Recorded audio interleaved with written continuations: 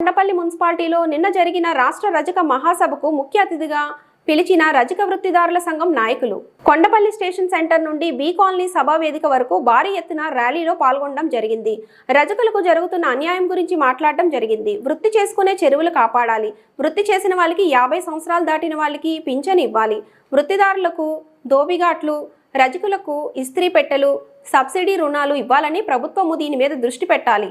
రజకుల మహిళల మీద అత్యాచారాలు, రజకుల్ని గ్రామ బహిష్కరణ, రజకుల మీద దౌర్జన్యం చేసిన వాళ్ళ మీద చట్టం తీసుకొని రావాలి, రజకుల్ని దేవాలయంలో ఉద్యోగ అవకాశాలు కల్పించాలని మాట్లాడడం జరిగినది. ఈ కార్యక్రమంలో రజక అధ్యక్షులు గుణశేఖర్, ప్రధాన కార్యదర్శి భాస్కరయ్య, జిల్లా అధ్యక్షులు రెడ్డయ్య, కమిటీ సభ్యులు శ్రీహరి, శ్రీను, రామకృష్ణ, బొడ్డుపాడు వేణు మరియు మహిళా సంఘం నాయకులు రాష్ట్రం నలుమూల నుండి ప్రత్యేక బస్సుల ద్వారా సభకి రావడం జరిగింది. ఇట్లో బొలియాశెట్టి శ్రీకాంత్, ఉమ్మడి కృష్ణా జిల్లా జనసేన పార్టీ ఉపాధ్యక్షులు.